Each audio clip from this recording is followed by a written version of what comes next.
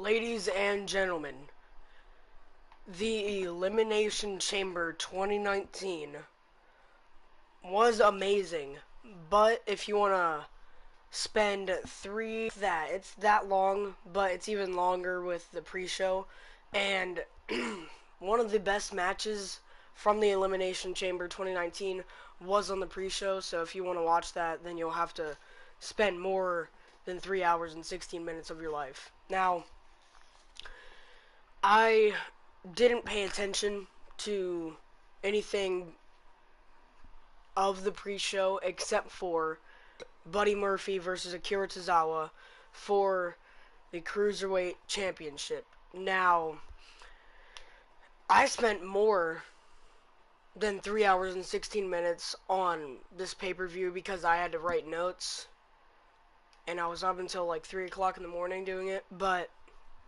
here's some of my notes. Aiden English sounds like a lower-pitched Kermit the Frog. So I do like his voice, like it's soothing, but he sounds like Kermit the Frog. Uh, Most of the match consisted of Tozawa chopping Murphy, and didn't, like, Murphy didn't respond to it like Tozawa would have hoped for. It didn't really have any effect on him, but he was getting irritated by it. Tozawa went for a suicide dive to the outside, and Murphy caught him in a suplex position. If you don't watch the match, at least watch that part. These are just big moves in the match. That was amazing. And then he actually hit a suplex onto Tozawa on the outside. Tozawa, most of the match was working on Murphy's wrist or hand. Hi. In the middle of the match, they cut to the interview with Big E and Xavier Woods, which just makes it to where, like, this isn't a big match. Like, this match doesn't matter. There was an amazing move, another one, where Tozawa went for a Frankensteiner off the top rope, and Murphy caught him and lifted him up. It looked like Murphy was just going to drop him or whatever, but Tozawa actually did perform a Frankensteiner. Then the match, like, got "This is awesome" chants. So this was a pretty good match. There was another spot where Murphy was going for the super kick. Like, he drags your head underneath the top turnbuckle and he super kicks you. But when he was going for the super kick, Tozawa hit him with a kick and then, like, jumped off the middle rope into Murphy's shoulders. And it was an amazing reverse Rana. I loved it. It was probably one of my favorite matches from there. Now,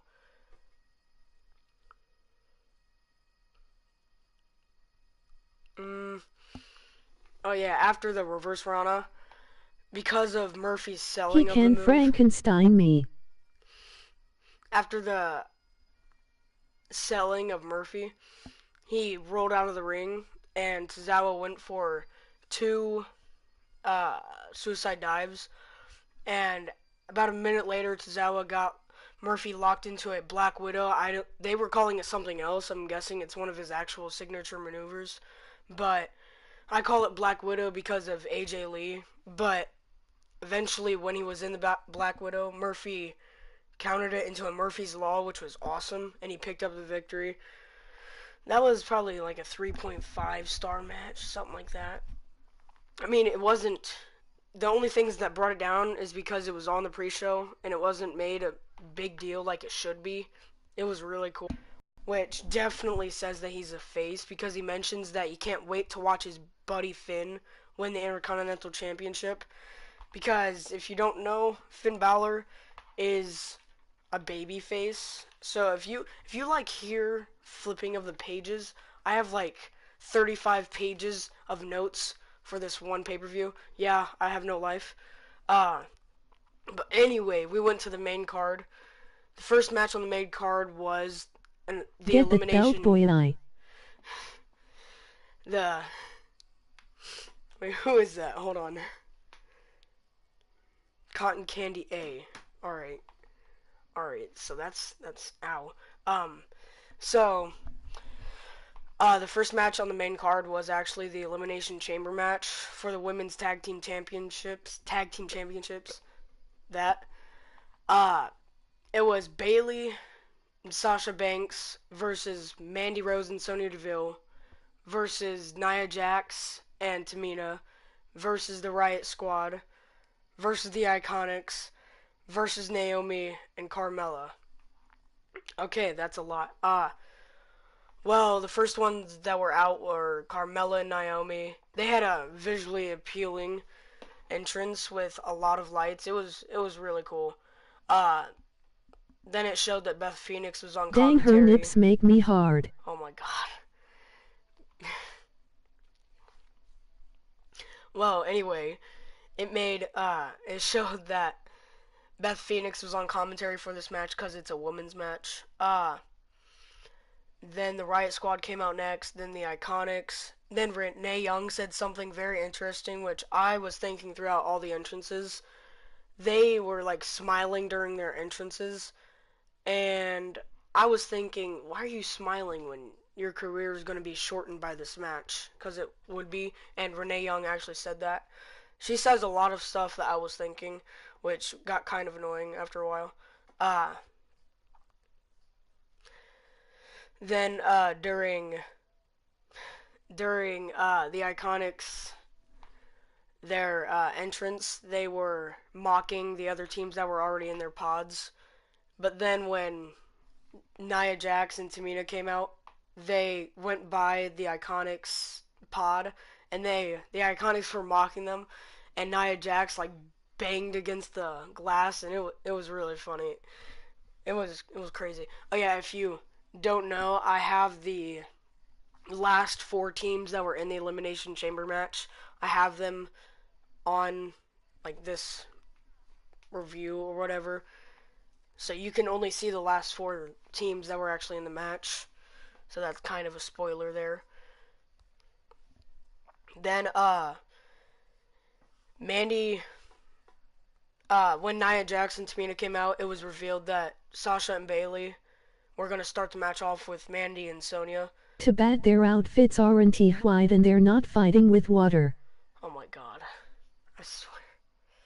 Well, the match basically started off with uh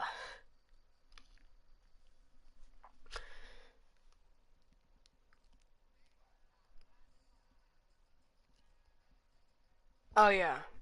I'm trying to read my notes. I have so many. I keep getting lost in it. But anyway, during Bailey and Sasha's entrance, Sasha came out first, and I'm getting really irritated by Michael Cole always saying it's boss time.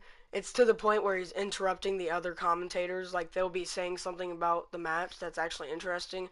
Then he'll say, hey, shut up real quick. It's boss time! And then they can continue. It's really annoying. So, Sasha and Bailey and Sonya and Mandy did start the match off. There was a really cool spot where Mandy tried big booting Bailey into the cage, uh, and her foot got caught in the cage where Bailey hit a neck breaker. It was really cool. About 20 or so seconds later, the Riot Squad came out of their pod. Bailey and Sasha went after them like immediately with no success thanks to the freshness of Logan and Morgan. Uh, Sarah then smashed Sasha into the glass and then hit a headbutt to Bailey. Then they got in the ring where they met Sonya and Mandy. They made a quite entertaining striking battle on the ground. Like, they were on their knees and they were like so tired after just striking each other down. It came down to Liv Morgan taking out Mandy and Sonya Deville taking out Sarah Logan. And they had a striking battle. At this point, Bailey recovered and then went after everyone. After Bailey went to the top, she went to the top rope. There was a Tower of Doom with Bailey on the top, Sonya and Mandy with the superplex, and the Riot Squad with the power bombs. Bailey had to fight through everybody without the help of her partner, which I thought was really cool. Then the Iconics came in a few seconds later. They pinned everyone with no success because everyone was down after the Tower of Doom spot. They pinned everyone except for Sasha. Peyton and Billy then went after everyone and anyone. They also dropped Liv Morgan on her face, which it looked like Morgan broke her nose, which was ow. Like she was selling it really good. If Have you she ever hadn't heard of that actually, one guy? no, I haven't ever heard of that one guy. Well, the Iconics tried pinning Bayley, where Sasha came back in to break it up. The Iconics then smashed Sasha and Bayley's face into the cage, like they were pressing their faces against the cage. My cock's hard. Oh my god. Well, anyway, they smashed Bayley and Sasha into the cage. Then a few seconds later, Naomi and Carmella came out, which revealed that Nia and Tamina were going to be the last entrants, making life even harder for everyone that was already in the match because it's Nia and Tamina and they're big girls. Well, Naomi and Carmella came out. They were hitting everyone with Bronco Busters. I would just like to say that they actually look like they have very good chemistry. I thought they weren't gonna be a good team, but surprisingly they were. I loved their performance in this match. Well, Billy Kay and Carmella started to climb the cage, where Billy Kay grabbed Carmella and was looking for a power bomb, but Carmella reversed it into a Hurricane Rana, and Billy Kay's face smashed into the cage. Uh, then there were a combination of moves from pretty much everyone that was in the match. It looked pretty amazing, so I would say go watch this match. It was really good. Then there was a standoff between Mandy Rose and Naomi because of Mandy trying to break up Naomi and Jimmy Uso. Uh, it had a lot of trash talks and a lot of strikes. Naomi came on top, but then the Iconics took advantage and put a double roll up on Naomi, which eliminated Fabulous Glow, which is basically Naomi and Carmella. Uh, the Iconics were celebrating, and everyone seemed to like just stare at them, and they were gonna like fight them. But then Tamina and Nia Jax, their pods started open, and it was Do you know what Cinderella said when she got to the bull? what I don't actually want to know. I'll give you a minute to type.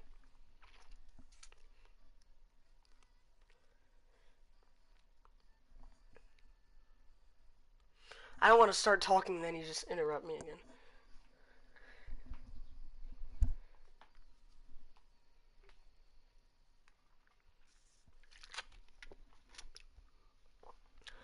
Yeah. Well, anyway, I need to find where I was. Oh yeah. I was where Naya, not Naomi. Naya and Tamina destroyed everyone except for the Iconics. The Iconics actually locked themselves in a pod, which was pretty funny. But then not Naomi. Naya and Tamina pried open the pod and grabbed the Iconics by their head, swung them into the cage, which was really weird. And then eventually Naomi. I swear to God, if I keep calling Naya Naomi, uh, fuck, My penis so hard because I am listening to you talk. slurp. Well, anyway, Naya and Tamina pried open the pod, swung them into the cage. Then, uh, I think this is where it happened. Oh yeah, Naya and Tamina hit double Simone drops on the Iconics and eliminated them. Then it was down to the last four teams, which was Naya and Tamina, Sasha and Bayley, Mandy Rose and Sonya Deville, and then Liv Morgan and Sarah Logan. So uh, after they eliminated the Iconics, the Riot Squad came in and they actually took out Nia for momentarily. They took out Nia, and then in a desperation move, they looked like they were gonna eliminate Tamina, but they actually didn't. Cause Nia used Sarah Logan to break up the pin, and then Sonya Deville and Mandy Rose came out, and they tried to do a double pin on Nia, but Nia, being the big girl she is, kicked out easily at I Okay, think my two and a hoes are half. gone now, we can get down and dirty. What the fuck? Well, anyway, Sasha and Bailey came in and took out Rose and Deville. Then they went after Tamina, then the Riot Squad, but Sarah Logan kicked out of a double pin. Uh, Actually, no, it was like they hit. What was it? Sasha and Bailey hit uh, Liv Morgan with a double hip toss thing, and then they hit Sarah Logan with the same thing. They tried pinning Sarah Logan, but Sarah Logan kicked out. Uh, then there was a spot where Sasha and Bailey grabbed Mandy and Deville and set them up on the ropes, which allowed for Sasha to hit the double knee drop on both women. It looked pretty cool. Uh, then after a failed pin attempt, Nia and Tamina squashed Bailey and Sasha. The camera panned out where it showed the Riot Squad on top of the pods. Nia went after uh, Nia went after both of them, like she tried climbing the cage, but then Mandy Rose momentarily stopped her. This allowed for a crossbody from Morgan onto Nia and Mandy, and Logan hitting a crossbody on Tamina and Deville, which followed up by a failed rope. Nia grabbed Morgan and hit a Samoan drop from the top rope, and then Tamina hit a Superfly splash on Sarah Logan, and they eliminated the Riot Squad. Then Sasha and Bailey came in with no success on eliminating Nia and Tamina. Uh, I want to stick my peen between her boobs. what the? Who are you? I thought you were a girl. I don't think you're a girl anymore. Well, anyway. Oh my god. Nia and Tamina threw out Bailey and Sasha, and Bailey was like, Nia followed Bailey, and Bailey was like near a pod. Nia went to go get Bailey, like she was gonna spear her through the pod, but then Bailey sidestepped, and Nia went through the pod herself, which left Tamina alone, and she looked really scared. I mean, she's a In big girl. Why would? transgender. Oh, that's ow. Well, anyway, Tamina was left alone, and everybody hit their moves on Tamina, and then I think they all pinned Tamina, and they eliminated Nia and Tamina, which was really cool. I liked it. Then it was down to Sasha and Bailey, and Mandy Rose and Sonya Deville. Uh I have both. oh. After Nia and Tamina were eliminated, everybody erupted in yes chants, which my house was doing the same. I was erupting in house and yes chants. Uh then I also realized at this point the first two teams to start the match were finishing it, and then Renee said it, which made me want to punch myself in the face. After a combination of moves, which didn't matter except for the Bailey to Bailey, Mandy So you saved the literally match. have no idea who I am. No, well, uh, Bailey hit a Bailey to Belly on Sonya Deville, and Mandy saved the match for her team, and then Bailey and Sasha just stared at Mandy, and it was like so much hatred toward her. But Mandy climbed up the top of the pod And then Bailey and Sasha tried chasing her, but she kept like kicking them off. But then eventually they did get up there, where all three women were on the pod. But Sonya created enough distraction for Mandy to kick Bailey off, and then You're so sexy. Sonya speared Bailey into the support beam for the pod. Sasha got off the pod to check on Bailey, where Bailey didn't move. It looked weird, or it looked like ow. Well, Sonya and Mandy then grabbed Sasha, where Mandy hit Sasha with her finishing maneuver, which I really don't care enough to learn about. I don't want to learn the name. The commentators didn't say it, so I'm not going to say it. Sasha kicked I out. wanna slurp up that booty juice. What the fuck? Well, Sasha kicked out anyway. Mandy couldn't believe it, so she pinned her again with no prevail. An unsuccessful tag team move, which led to Sonya spearing Mandy, gave the opportunity for Sasha to put Sonya in the bank statement, and that gave the Boss and Hug Connection the prestigious title of the first ever tag team champions for this women anyway. Even though they're not actually the first ever. Like, come on, the flying whatever. I can't remember that, but still. Uh, then the Your crowd white erupted. cotton candy hair really gets me going. Ooh. Well, anyway, the commentators started getting emotional, and then there was a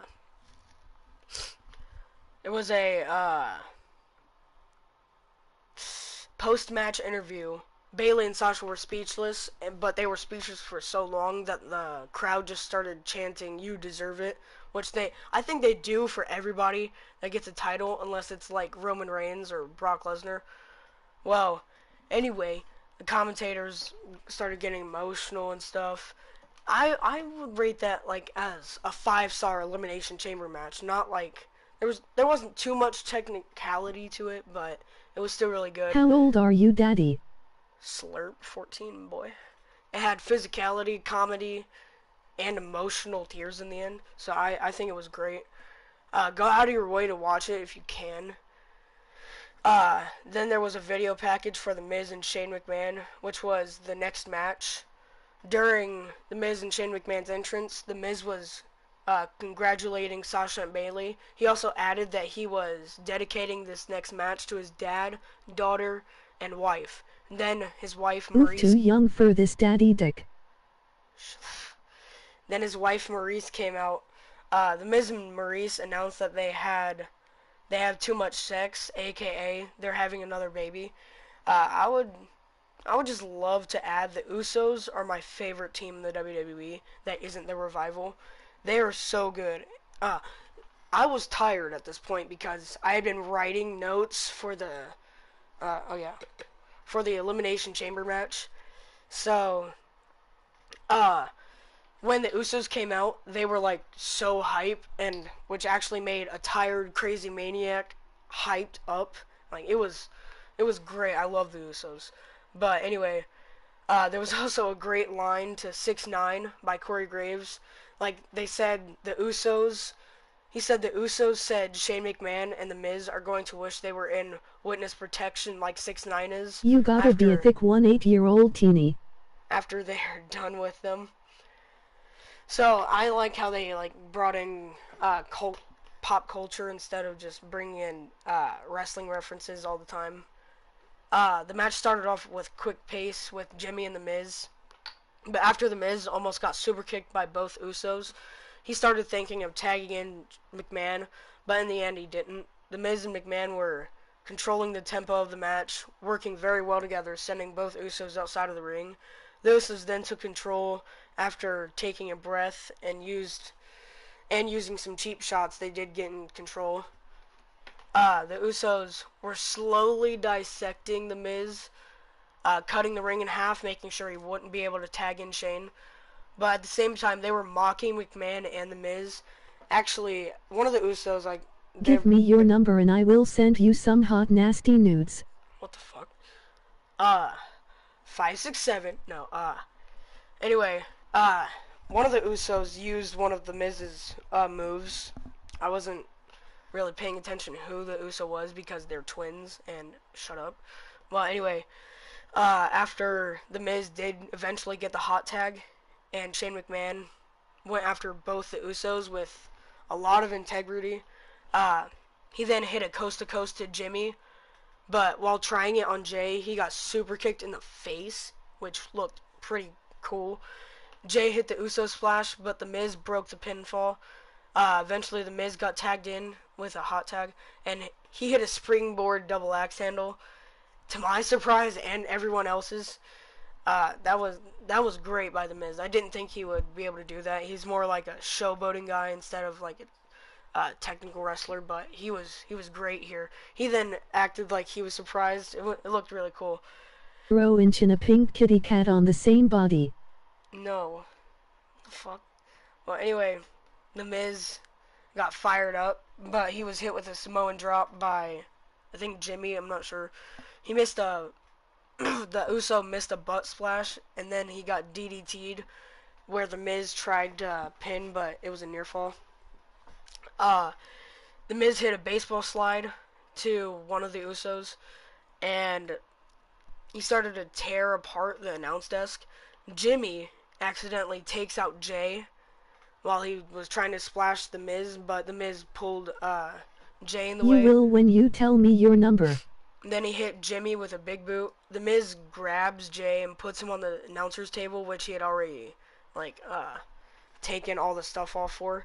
Then he signals for a tired McMahon to go to the top. Shane then hits a beautiful elbow drop from the top rope onto Jay through the table. It looked amazing.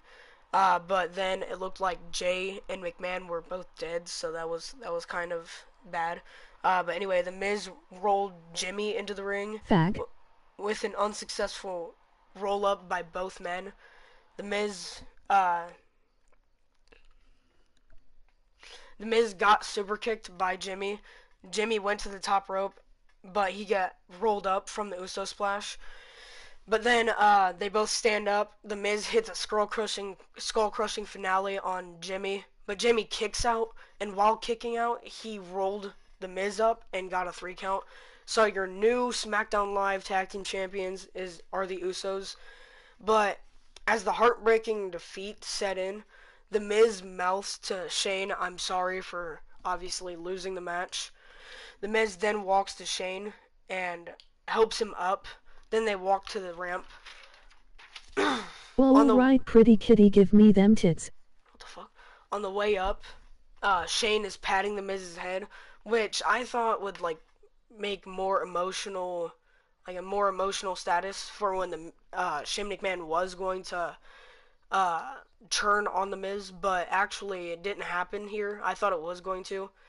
But next we had a pre-match interview with Lio Rush and Bobby Lashley, where the interviewer was questioning the capability of Lio Rush and if he was the weak link. Then we had the match, which I I am so hated. bored. I hated this match so much. It was so bad. Basically, before the match did start, 7 different commentary teams from different countries were showed. I think they were saying something about Stop talking about it then. shut up. Uh, I think they were saying something about Michael Cole wearing a thong for JBO, something like that. But anyway, Balor came out and I got a boner for him so bad. It was so. Well, anyway, well, Leo started the match and immediately tagged in Lashley, which I guess created some comedy effect. To be honest, Oh, I you're hated. sexy when you're mad. To be honest, I hated this match so much. I just wanted it to where I would tell you guys this whole story of it. Basically, Leo Rush wanted to tag in Bobby Lashley when Finn Balor was on the offensive. When Balor was down from Lashley, Leo Rush tagged himself in to beat down Balor to make him look strong or whatever. Eventually, Balor got both Lashley and Leo Rush on the outside. Balor hit a huge splash on both of them. He put Leo Rush in the ring. Then he hit the coup de grace, won the match. Balor's your new champion. I really don't give a shit. Well,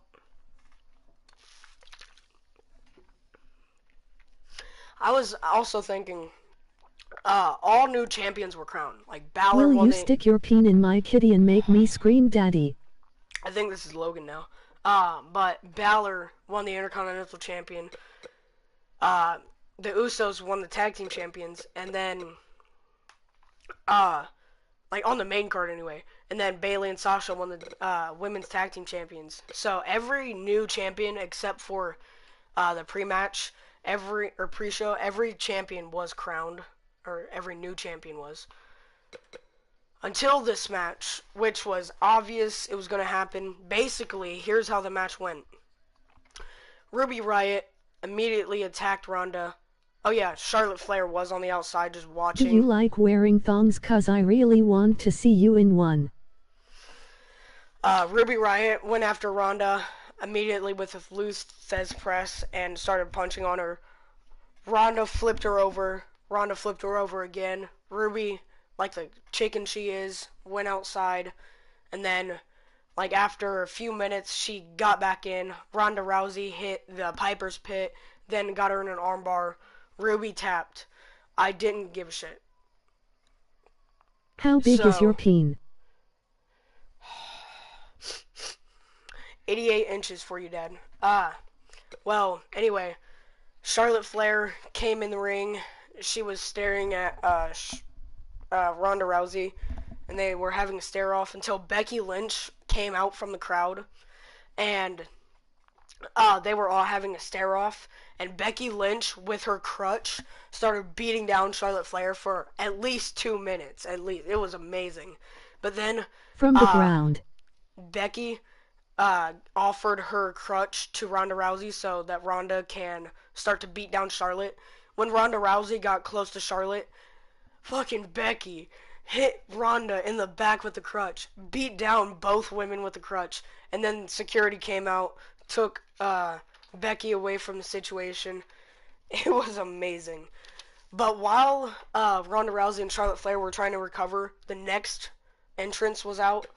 Baron Corbin came out, and I thought this was pretty cool how they were still out there, and the next match was about to start.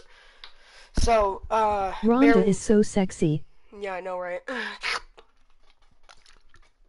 uh, so Baron Corbin came out, and then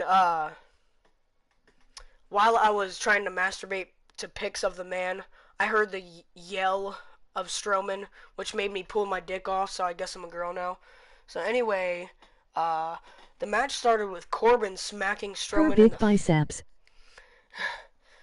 The match started with Corbin smacking Strowman in the face with a kendo stick, and then he proceeded to attack Strowman with the kendo stick. But then eventually, because Strowman's a big boy, he got in control. He snatched the kendo stick and said, or he yelled, "I don't need a kendo stick to whip your ass," and he snapped the kendo stick. Then he pummeled Corbin. Corbin then rolls out of the ring. Then Strowman crashes into I want Corbin. you to tie me to your full-size bed. Strowman uh Strowman crashes into Corbin. Then Strowman went to do it again, but fucking Corbin tried to mimic what Strowman did to Reigns, and Corbin threw an office chair at Strowman, and Strowman, being the big boy he is again, he caught it, and then basically uh, basically oh yes, Corbin got back in control. Hit Strowman into the ring with the steel stairs. Uh, then Corbin tried to be a big boy like Strowman is, and tried punching Strowman. Like he was being successful for the first two punches, and then the commentator said he was like he used to be a bare knuckle boxer or whatever. He's trying to mimic Wade Barrett, but Strowman got back in control after Corbin went for a third punch, and And then then videotape me getting beaten on your new Chromebook that you got for Christmas. alright, so this is Christian. Maybe. I don't know anymore. God. So, anyway. when Strowman got back in control, uh, McIntyre's music hit, and McIntyre came out with a chair, but that was just a distraction because Bobby Lashley with another chair hit Strowman in the back, which took the big man down.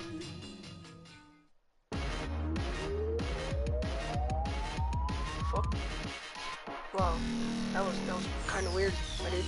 Well, anyway, uh, Lashley hit Strowman in the back with a chair. Then Strowman was destroyed by chairs from McIntyre and Lashley. When Lack when McIntyre when Lashley and McIntyre went to go help Corbin, it looked like Strowman was regrouping. Uh, when Lashley went to go, Lashley hit Strowman with a spear. Then they grabbed the stairs, and then uh, they grabbed the stairs, set them up. Then when they were grabbing tables, McIntyre hit Strowman with a Claymore kick, and then uh, they mimicked the Shield, and they were like throwing a shot at the Shield. They hit a triple power bomb onto Strowman through two stacked tables. It looked amazing. I give this match uh, 2.5 stars just So because. remember that one time you was at the game with makeup on, then you took it off. That was so sexy. Alright, this is Logan. Alright, I have a few ideas of who you are. You seem pretty gay, so you're Logan, I'm guessing.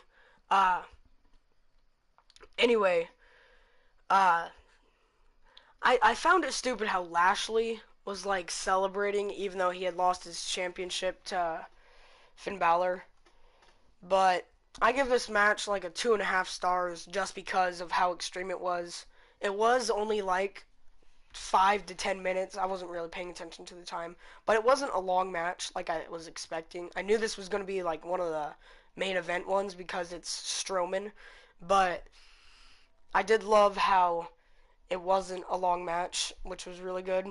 So, uh, but I am giving it 2.5. It would probably be longer, or Your mom's curly hair makes me go crazy.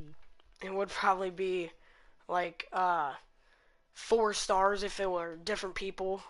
But because these two men have fought so many times, and because Lashley and McIntyre and Corbin are back, I'm giving this match a 2.5 stars because it sucks. But anyway, the main event started, or actually no, it didn't, because this woman right here came out for no fucking reason. She came out pretty much for no reason except for showing you that she exists. So then the actual match started. So Kofi came out. Jeff Hardy came out looking It cool. reminds me of your ramen noodle hair. Oh my god. Well, anyway, Kofi came out, then Jeff Hardy came out looking cool as usual. Jeff Hardy is my favorite wrestler, which means he's my dad. I would, if he were to win, I would go really crazy. I would be cool with anyone winning except for the next man to come out, which was Randy Orton, which was really awesome that he didn't win. Now that's a spoiler right there. Then AJ Styles revealed. Oh yeah, AJ Styles came out, which revealed that Samoa Joe, and Daniel Bryan were gonna start the match off, which made me very happy. At this point, I'm not gonna lie. At this point, I was really frustrated with the matches from like pretty much this Bobby Lashley and Leo Rush versus Finn Balor. I was pretty much frustrated from here to the start of this match. But then I realized Joe and Bryan were going to start the match, which made me really happy because that's my mom and dad. So basically, here's the story of Joe versus Bryan. Bryan tried to escape Joe, reasonable because Joe's a big, strong man. Daniel Bryan tried hitting Joe with chops and trying to hit him with strikes, which had no effect on Joe. Then Joe delivered the same exact strikes to Bryan, and Brian got so scared because he would like fall after every strike, which was really funny. Uh, I it looked want really you to cool. propose to me with the curly fry from the school. Yeah, you're Logan. I knew it. You're Logan. Uh, uh, Eventually Joe hit a power bomb, but then Brian kicked out. But then when he kicked out, Joe held onto him and got him in a Boston Crab, which looked really cool. Joe then transitioned the Boston Crab into a STF. Then he transitioned it into a crossface. Then a double armbar. And then Brian reversed, threw Joe out and onto the steel, and smacked him against a pod. Joe is great. Brian is great. I love both of them. They can both be my dad. I was starting. Uh, I was. I wasn't going to. I'm just saying right now, Joe versus Brian at WrestleMania for the WWE Heavyweight Champion would be amazing. Why Please, don't you just wrestle me for real? because you're a big, strong man, and I know you're Logan. Uh, so Brian did kind of get in control, but then he tried chopping Joe again. Joe chopped Brian on the ground, and he chased Brian away. Uh, and like a few, like maybe a minute before Brian got chopped to the ground, Kofi came out. Naked Uh, wrestling only. uh, Kofi went after both men. Kofi was great, but then Kofi got like hung over the top rope, and Brian hit a beautiful double knees across Kofi's back. Brian seemed to want to keep chopping Joe. Joe chopped Brian on the ground, and he chased Brian away. Brian then climbed to the top of the pod, where he sat on the pod. Only with your dick in my mouth. What the fuck? Oh my god! Wow, that was not expected. Wow. Well, Brian was on the top of the pod, and he just sat up there. He was like taking a breather. Joe Irish whipped Kofi into the corner. Kofi jumped on the top rope. Then he jumped on the pod where Brian was. He started pummeling Brian. Brian then tried to escape. He was climbing on the cage. But then Kofi was following him. They were both exchanging kicks.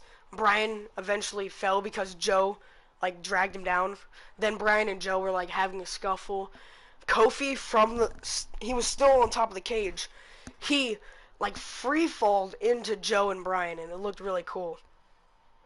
Uh, then oh my god, a few minutes later of nothing notable, Styles came out, and Brian and Styles had a they kept exchanging blows, and after Styles hit a moonsault stalling DDT, he then grabbed Kofi. He hit a DDT on Kofi, but an inverted DDT on Brian at the same time. It looked really awesome. After a few minutes of nothing, Styles dominating. After a few minutes of nothing, uh, except for Styles dominating, Brian was trying to climb the cage. Styles hit Brian with an innovative, phenomenal forearm to Brian's back, which was really awesome. Styles went for a sunset flip Styles clash on Kingston, but Kingston reversed, and Styles hit him with an Ushigoroshi instead. A few minutes later, uh, Kofi was locked in the Coquina clutch by Joe. Pretty much, Kofi tried doing the same thing he did on SmackDown Live, where how he eliminated Joe. Like he tried doing that Bret Hart spot, but he couldn't because Joe grabbed him up. Joe kicked out and then held on, but then Kofi did get out uh, with a jawbreaker. Uh, then Joe was hit with a phenomenal forearm after the jawbreaker, and then Joe was eliminated, sadly. About 30 seconds later, Jeff Hardy came out. Jeff Hardy used Kofi to set up and take Brian out, like with that Matt Hardy thing, with their tag team move where Matt's on the ground on his hands and knees, and Jeff Hardy jumps off his back onto a person. Daniel Bryan was outside of the ring, and he had Jeff Hardy had just taken Kofi down. I can't remember how, but Kofi was like resting with on his hands and knees, and Jeff jumped off his back into Daniel Bryan, and it looked really cool. You could tell Kofi didn't mean to do it, which I thought was really awesome. Uh, then you'd find my spot. Uh, oh yeah. Then Jeff Hardy tried to do a twist of fate.